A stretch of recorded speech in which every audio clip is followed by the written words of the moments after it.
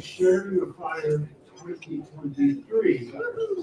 But welcome to the first Sharing the Fire in what seems to be about 5 decades. So really, thank you all for coming to this really exciting return to revisit everything. As I mentioned, we're going to have a little bit of a presentation here. You should know that one of my favorite slides is to promise to not do death by PowerPoint. And this will be one of those.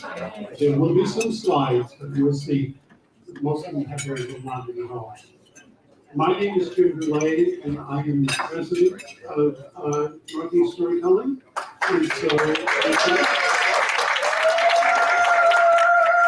And just to show you how much that means to me, I'm going to quit. No. But we have a wonderful board and a wonderful succession plan, and I will do an extra call on Shoshana Simpson, who will be our next president.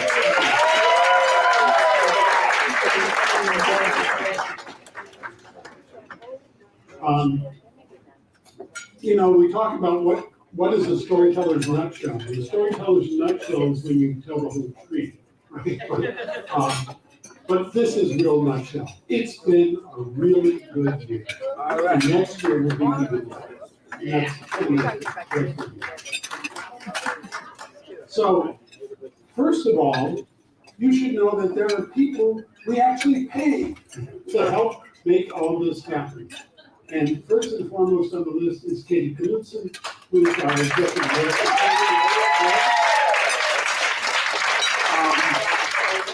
And then 2 individuals you will almost never see. You might see Chris Donald, who's our tech guru, and who is almost always behind the scenes. Sometimes appears on the Zoom screen, but he is working hard to do all the work that we need done from the technology perspective. And Lori Seapote, who is our bookkeeper. And these are really critical roles that make it possible for Nest to do all the good work that we're doing. So, again, round of applause. We have a board. And I will say, I've served on a lot of boards, and this board has some really amazing characteristics to it. First of all, it's just the right size. There's not too many of us, there's not too few of us, and we work just the right amount, okay? We don't say, oh, that's a committee, go do that. We also don't say, oh, that needs doing, I'll do it, right? So we try and maintain that balance between being a working board and a board that makes sure that work is being done. So, as I mentioned, Shoshana Simpson is our vice president, will be president next year. Barbara Alaprantis is here. I don't see her.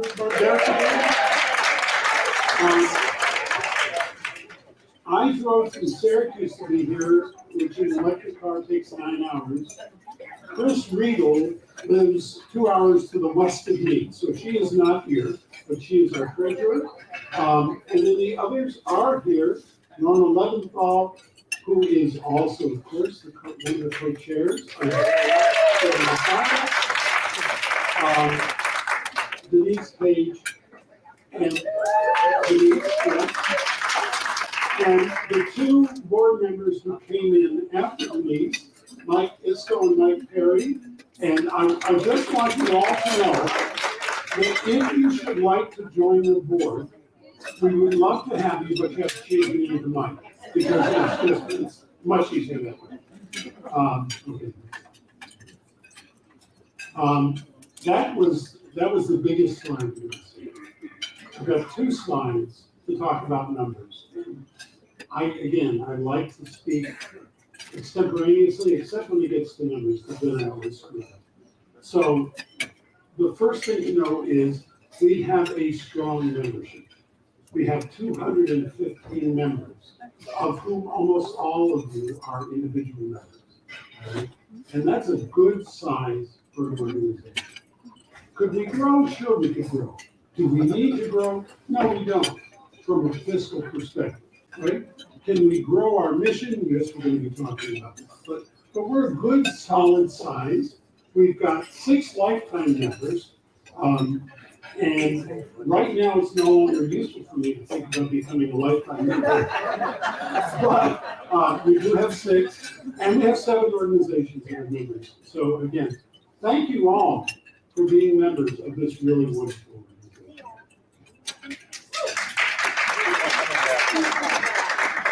Now, this is the tricky part, because I want to tell you how good we're doing financially, and I don't want to cast aspersions on anyone else, okay?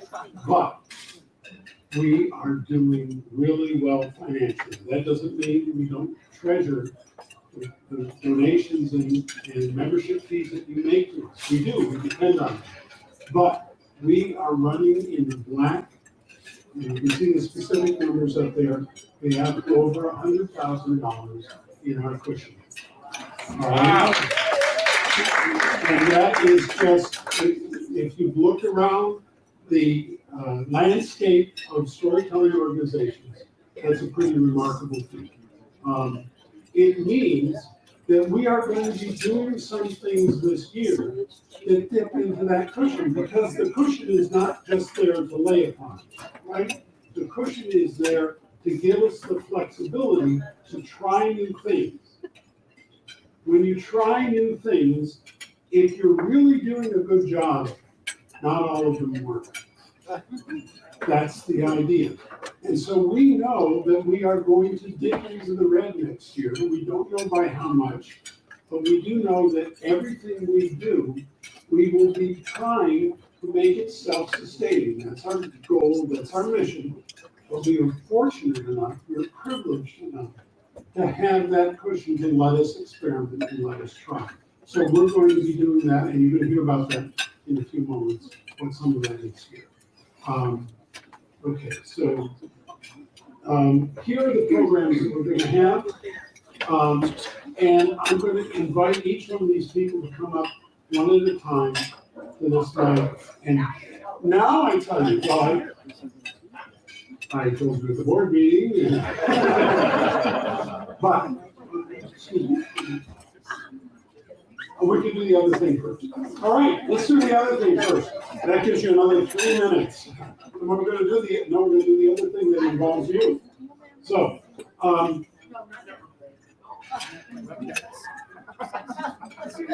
you know, my favorite character is the trickster, and it's me. So I love to keep people off balance. I mentioned that I was the president. I'm not the first president, and I won't be the last. But the most recent president is Lynn Schweiger. And Lynn is everybody gives her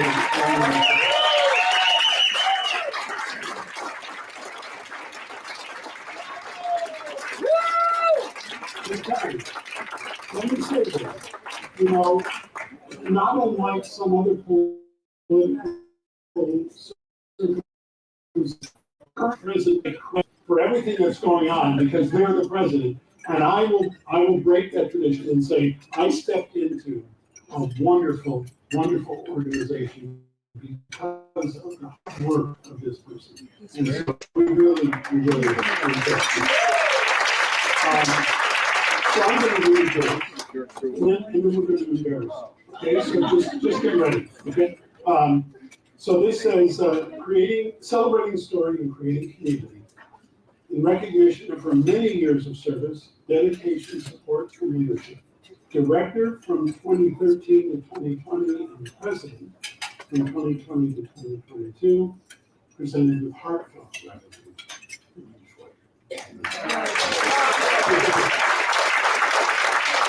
Now, what do you give somebody to show your appreciation for them beyond just a plaque that mounted on the wall? Well, we have a pretty diverse board that comes from pretty diverse locations. And so we thought, well, we ought to bring a little something from each of our areas to let you know how far your reach is extended. So here's the first batch. Others? Okay. So we know you're a foodie, and so we each brought an ingredient or an item of food from our place that is known, that our place is known from. So it's the board and I, well, contributed something from our location. It ranges from Boston baked beans to peppers to I could get 2 different flavors of maple syrup. I brought wild rice from Minnesota, but you liked it last time.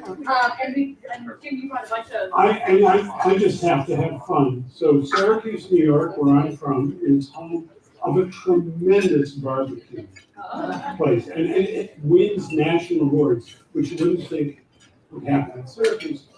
So I brought some of their spices and sauces, and just so you get the full appreciation, it's the Cajun foreplay sauce, spice rub rather, and the sensual slathering sauce, and one more that I won't mention. And I know also we have some wine from, where is the vineyard? Connecticut vineyard. So there's a huge basket of stuff for you to play with. Do you want to carry that? Okay. Who's pie? So that's apple crumb and strawberry rhubarb caramel pie.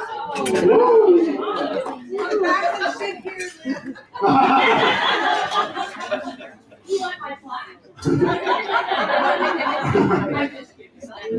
Thanks again. Thanks everybody.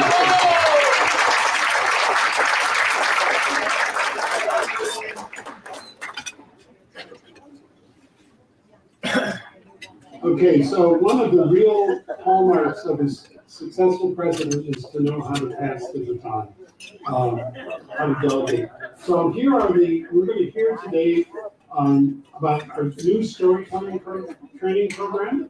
We're going to hear about our mentoring program. We're going to hear about social justice, this upcoming Nest Fest, our outreach efforts, and what we'd like to do with Sharing the Fire for the Future. Some insights into that. And for each one of those, someone else is going to talk. So, Shoshana, why don't you get us started?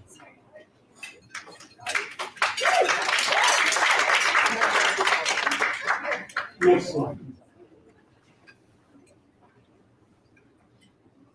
Good afternoon. Use the mic so people online can hear.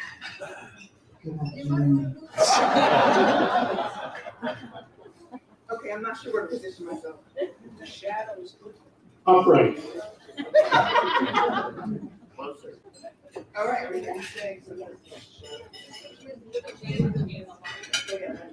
You don't want to go for the leg right now. Good afternoon, members. I'm so excited to be here to present to you our new initiative, Storytelling Training Task Force.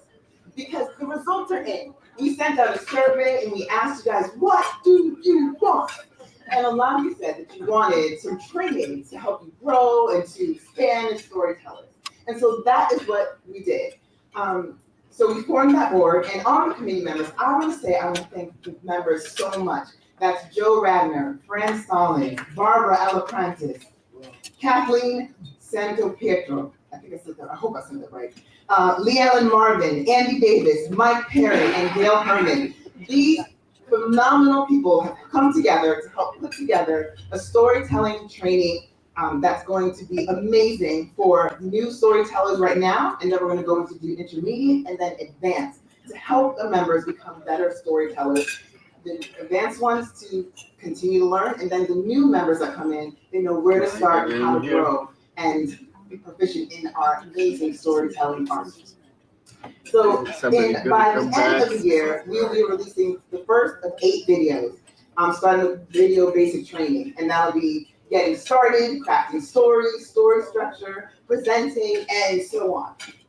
Each video is going to be 30 minutes long, and each video is going to be led by an experienced professional storyteller. And will be accompanied by worksheets to go along to help the storyteller learn, because you don't want to just sit there and just watch and then you're like, how do I apply it? And At the end of each video, there will be a certificate of completion. You say, yeah, I finished intro to storytelling or what have you. And we are looking for experienced storytellers who want to present in creating these stories on various topics. And we will be officially announcing this call for proposals next week, Thursday. So look out for that. So that's one of the initiatives that we're putting together that we're taking a risk on, that we're exploring with because you guys have asked it. We're really trying to look forward to create the things that are going to make you guys happy in this organization. And that's and So are we gonna pay these storytellers? oh my gosh, yes, we don't have to do this for free. So we will be paying the storytellers, we'll be paid $200, and then there'll be it is advanced, and then 25% as the videos completely be sold. Okay, now let's end the report. Okay, next slide, please. Next is you, Barbara. Yes. First of all, I'm here to tell you about the mentoring initiative. The sign, I had to look it up because I didn't know the sign for mentoring. And it's like, this is the person and this is someone, and you walk behind them. So we're looking for, are you ready for the sign? Volunteers. Those of you who want to volunteer to be a mentor. And we're looking for mentees, those who want to be mentored. So look for information. I have a handout sheet. Nobody signed up yet. So we need volunteers to mentor and mentorees. So pay attention, look for emails, and please answer the email. I think that's it.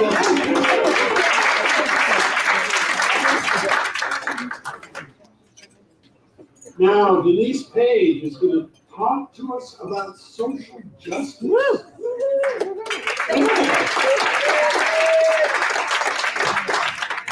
So first I have to share an experience first. Generally, when I speak, people say, oh my God, she's so enthusiastic and so dynamic. But after Shoshana and Barbara, you probably think I'm dozing. I'm excited to share with you what's not happening yet with the Social Justice Committee. But about 2 years ago, I guess it was after George Floyd, members of this organization came together and said, we need to address social justice in a vibrant way. And a committee did come together. 3 subcommittees were formed, one of which was the Performance Committee. What I know is that the Performance Committee did go forward with the program because there was leadership change on the staff level of NEST. The committees didn't have the opportunity to have the support that they really would have needed to launch it. But the Performance Committee did put together a wonderful program called When Hunger Comes Home for the Holidays.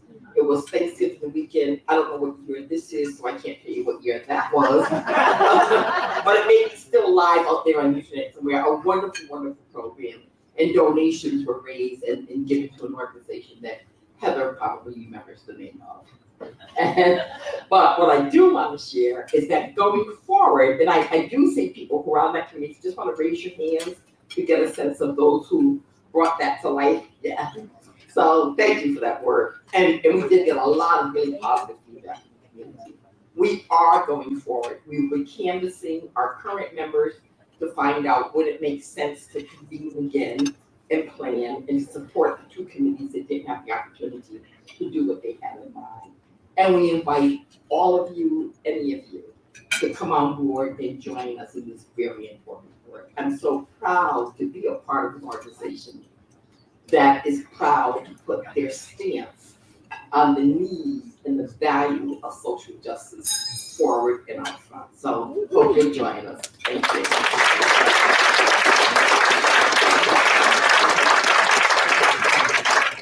Now, Katie Knudsen. Going to talk about Nest Fest for us. I'll show you the lower half of my face for a couple minutes. Okay. There has been a staffing change. I'm here now, so let me know what you need. I'm pretty good at helping. I'm not so good at saying no, so don't ask me to do all the things, okay? All right, so Nest Fest, speaking of not doing all the things, last year, this is really hot. I'll turn it down a little bit. Thank you so much. Let's give a huge round of applause to Brian Bender, who's our sound guy. He's a wonderful care of us this whole weekend, and will continue to do so. All right, so the Nest Fest was, it kind of, I became the executive director, and then I was told, we started planning this, but can you finish the rest of it? And I said, sure, and I put it together kind of in the last minute. I want to not do that again, and I would love your help in making it happen. So what Nest Fest is it started during the pandemic when Sharing the Fire couldn't happen, and it is a festival, so it's not workshops. It's just a chance for our members to come together, tell stories, share stories. It's rather informal, it's been online, so that everybody can join us and be a part of it. So if you're interested in helping to elevate the voices of our members and each other, and you would like to work on that, please come and talk to me, because I would love to get you involved. We don't have one set yet, no. It's usually in the fall. In the fall. That means you can set the date if you help and if we can do it for you. Yes. Thank you. To say that a little bit louder, if you step forward, you can help set the date to make sure it works for you.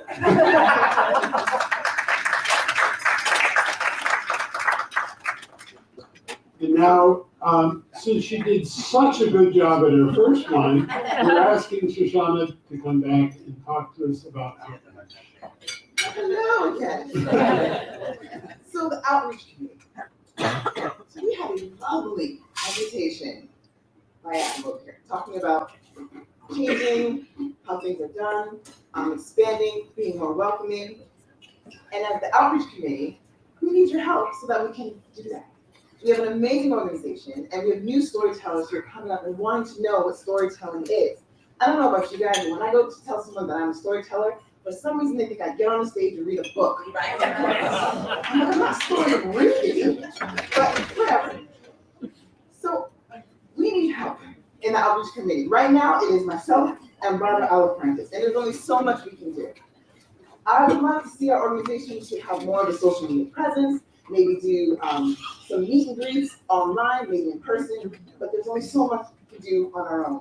So I am asking, I am imploring, I am begging for you guys, for those who are interested, to come with your ideas. We'll send out an email to have a group together. I need really fun meetings, so you don't have to worry about coming to your board, because you're gonna have fun. And let's have fun growing this organization, getting some younger people, some diverse people of all types of everything. So please keep that in mind.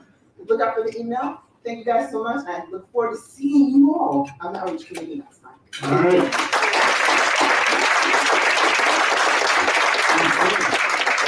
Next one. All right. Rona, where are you? There we go, Rona. Sharing the fire. You might think you're at sharing the fire, and you are, and in large part because of Rona. Rona, tell us what's coming up. And of course, Andrea and Katie. So for those of you who are new to Nashville Fire, even though you've been around the block a few times, but may not choose to be on listservs that serve people beyond our Northeast community, you're known as being one of the premier storytelling organizations, and this being one of the premier conferences.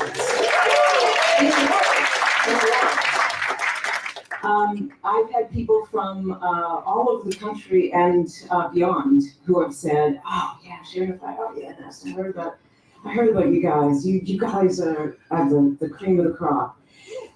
So we are going to carry on and do that further. Next year we are going to be back here for one more year in this lovely hotel, this lovely location. Andrea is going to be carrying the torch with a new co-chair that is yet to be known, but is being explored at this very time. And I've been doing it for 2 years, and she will do it for at least 2 years, and hopefully it will carry on like that, so that we can always have one person. So keep that in mind, right? We always have one person who has some knowledge to carry forward about all the details that go into putting on an event like this. Beyond that, what the board has talked about is to, instead of moving around to different places that may feel a bit haphazard each 2 or 3 years, we're looking instead at trying to find 3 or possibly 4 locations that we will return to in some sort of rotation, so that there's this sense of both coming home to those places, but also doing that outreach. Some of that outreach might be from the local community, so we can start establishing relationships with our local communities where we're having our conference, and we can spread the word of storytelling further, invite more people in to our community. And so, you know, there's gonna be an ask on this, right? So, and this is a simple ask, because I believe next week, yes, or soon, we will be sending out an email to you with a quick survey to say, here are the places that we're thinking about for those 3 or 4 locations. Please weigh in as to those locations that you think would be most desirable for us to have the conference. And it's that simple. So we will, and we'll, as a board, decide which of those locations make sense. All right. So look out for that email, and thanks in advance for taking a few minutes to fill it out.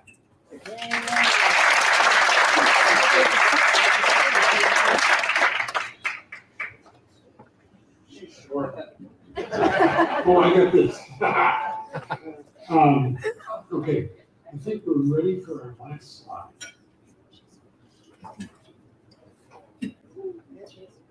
You know, where is your fire? We've been doing this, sharing this fire for a long time. And one of the real sparks, I don't want to get too over metaphorical here, was Brother Blue. And we've made it a tradition that we should honor someone each year for the work that they've done. That reflects their tremendous value.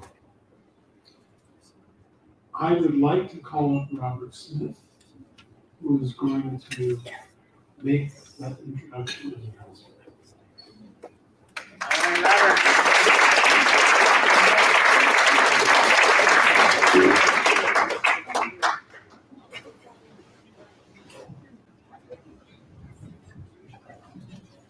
There are 2 compadres who are going to help me with this. There's 2 parts to this year.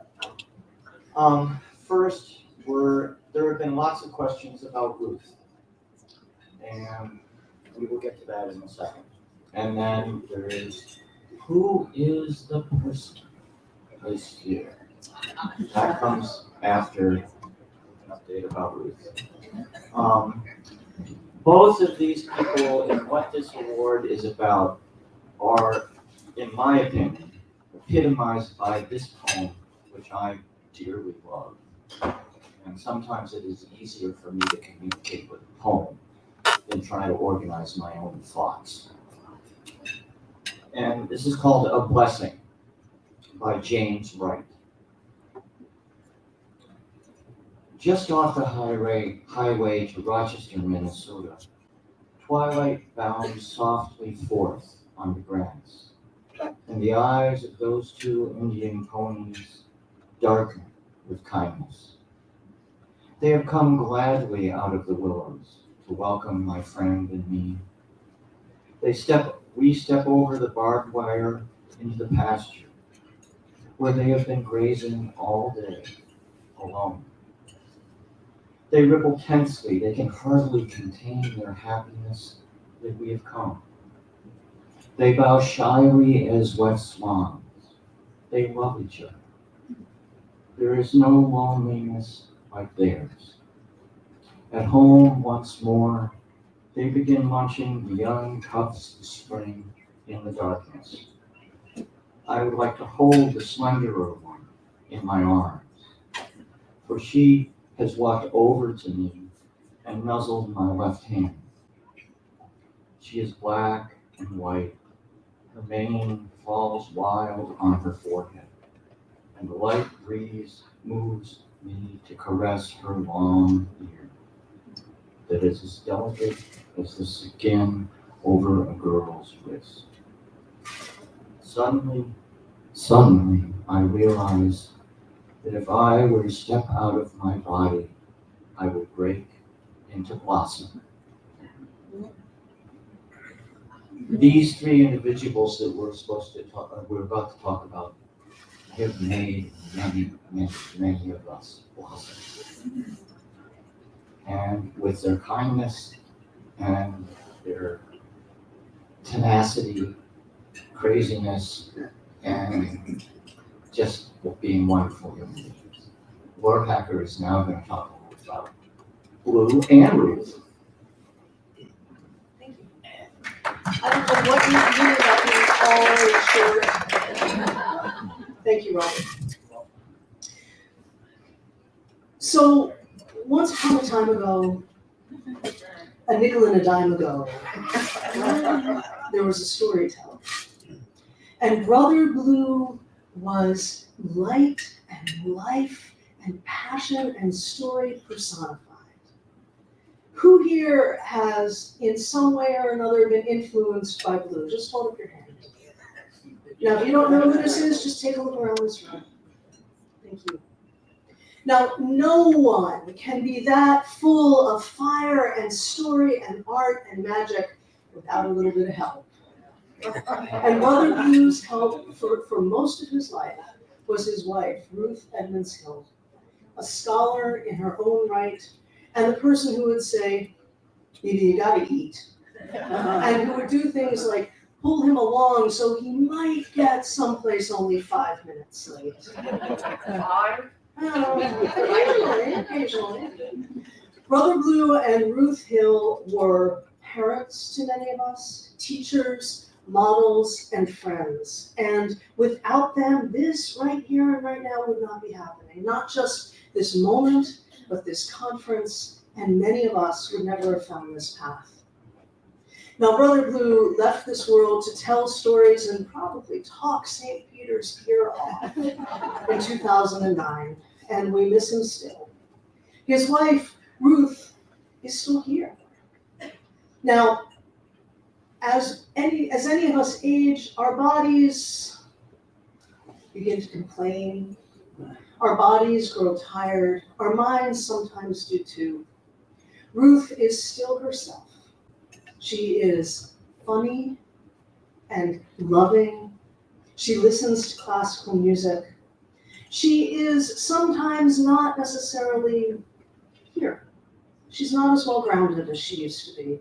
But you know, she's worked really hard and she has earned some time of not having to say, "Baby, you gotta eat."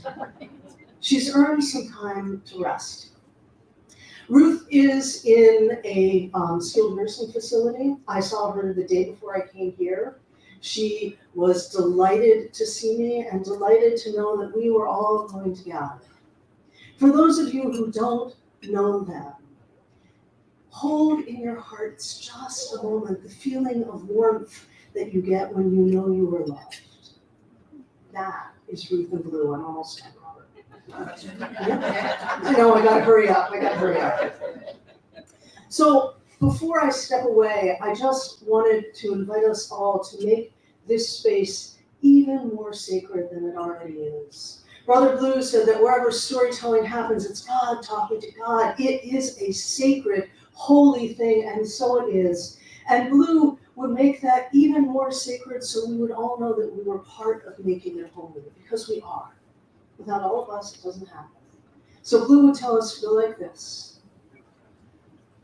And then we're going to sigh out and cross our hands and make this a holy space. So join me. Thank you.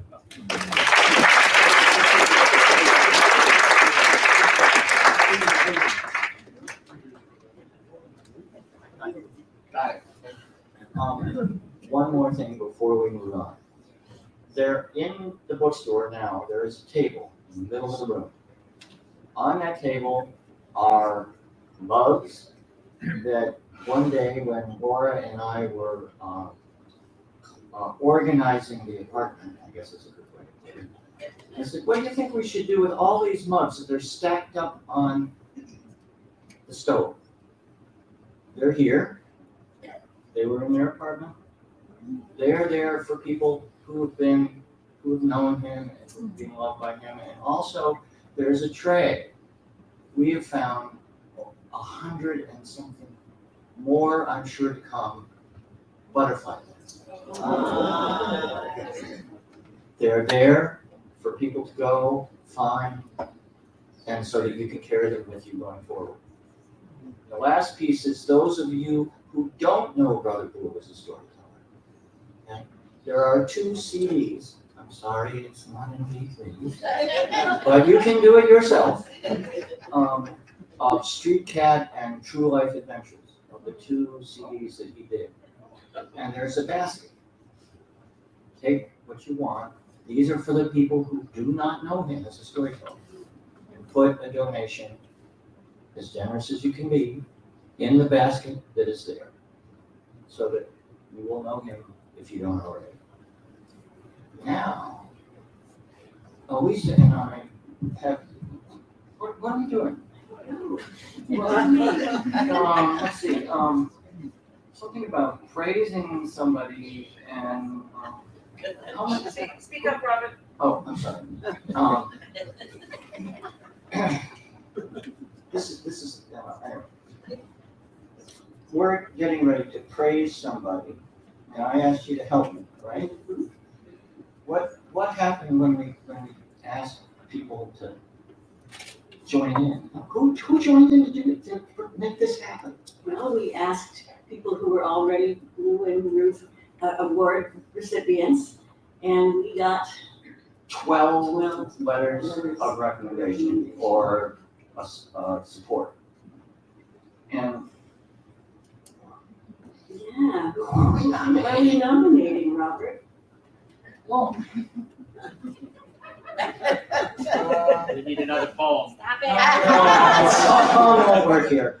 Well, the reason everybody, there was some version of, what? This person? No. They got it already. Years ago, that's what I said. Right, and when I first looked at the list, I was like,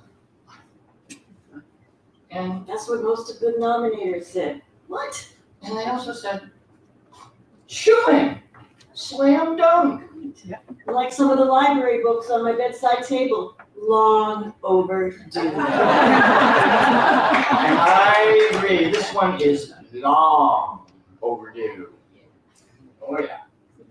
One of the nominators said, to paraphrase, this person has the perfect combination of skills, the power of a fine storyteller with a scholar's training. And another said, this year's recipient is one of the giants upon whose shoulders the rest of us stand. And I can say that this person was pivotal in the storytelling world in the 1980s and the 1990s.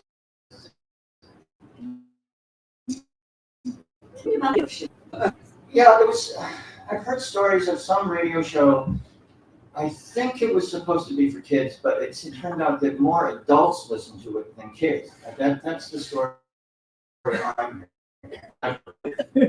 This person helping to start Storytellers in Concert, the oldest adult storytelling series in the country. And it was around this time that I started what some of you remember as Yellow Moon Press. I was mentored by this person in recording, editing, and how to record the human voice.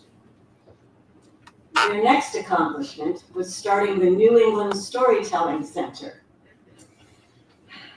In 1972, someone said to me, hey, what you're doing is storytelling, and they're doing it at Lesley College back then, and there's a storytelling center. Well, I moved back to Boston, went straight to the center, and this person was there and became my first storytelling teacher, mentored me, and how many others of us? Well, we don't know who it is yet. How can I ask that question?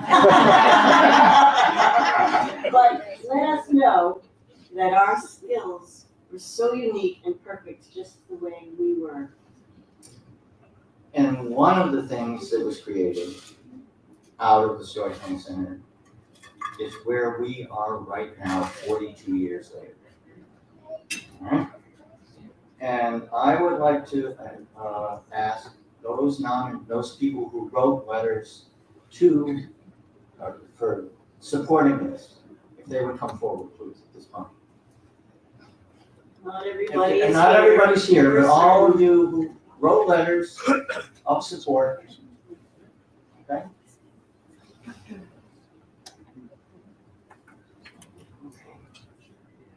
So we will ask you to echo the name just before Yeah, we what's say it, yeah. okay? All right. All right.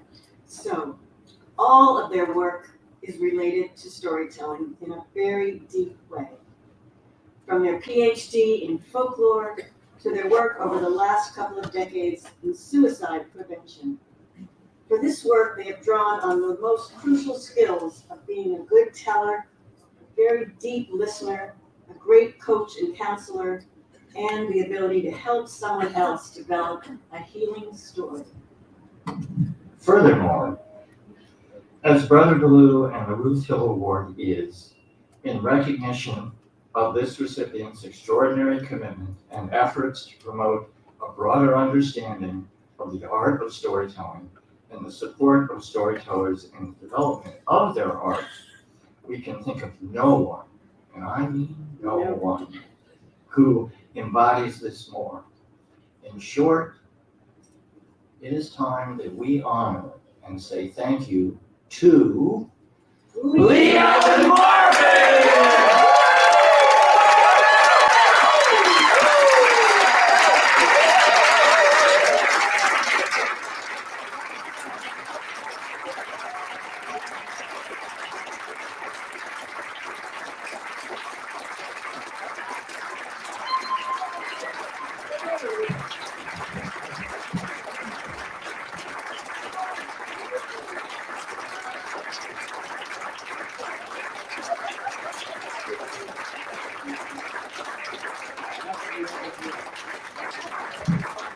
Usually, of course, we're gonna play, it's time for me to stop talking. I have a lot of thoughts, and I have to say, every year that I come to Sharing the Fire, people say, well, you got the Brother Blue and Ruth Hill Award, right? I say, no. And my answer has always been, it started after I had left. And so many people, like Alicia Permain and, you know, everybody here really had worked so hard to keep Sharing the Fire alive. And so, you know, even the very first we went to Brother Blue and Ruth, and then it was Barbara Lipke, I think was the second year. And she said, you should. I said, no, I left. You stayed. And you carried on. And really, I have to say, Doug Littman had a lot to do with my thought process about developing it. So, you know, he deserves a great deal of praise. And he's not here today. So, you know, I left. I wanted to do more storytelling, less organization, but the ironic thing is I came back 3 years later to go, wow, this is great. I get this all the way I like it, and I'm not responsible. You know? So, and then immediately somebody turned around and said, can you tell me where the such and such room is? What is these story swap? It was like I was still part of the organizing. And I have explored storytelling as best I can in a variety of ways, including a PhD and working for suicide prevention and crisis service and finding ways to incorporate my storytelling. But it's been a long haul, and every time I come back here, it is home. So I'm so honored to be here and honored with the people that are here. I mean, my gosh, you know, these amazing talents. So thank you so very much.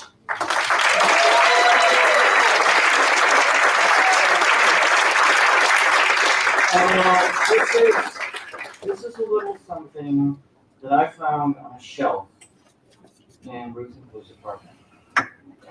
It was sitting there on the shelf, and I opened it up.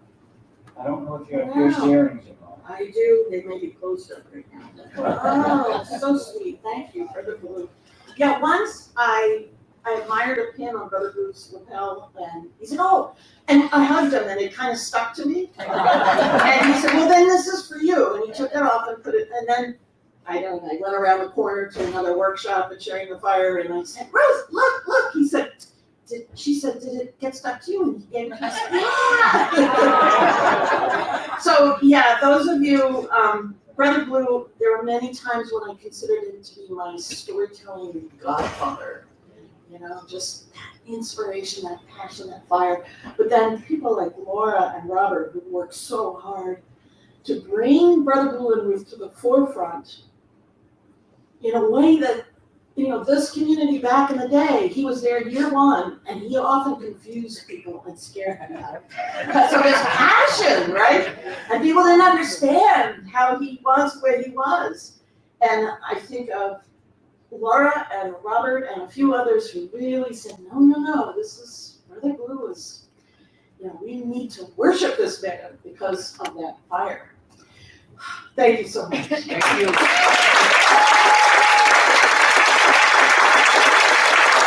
I have one for you. The two pictures that are up here, I have copies for you. Those two. Okay. And there are in the bookstore, we did a tribute to Blue and Ruth in 2002, 2003 called and there are copies of that in the bookstore. And there's a book about Blue, that is a long skinny book right next to it. Also, my name is Tony Toro. Also on all the tables, there's a pile of bookmarks. If you want, postcards, thank you so much. So you go ahead and the postcards, write something to Lee Ellen, tell her congratulations, and then you can give them to me. And Lee Ellen, I will mail the postcards to you for the next month. Thanks.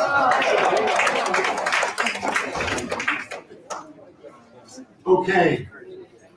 Where's the fire? Here it is. Here it is. We all share this fire. We all can burn even more brightly.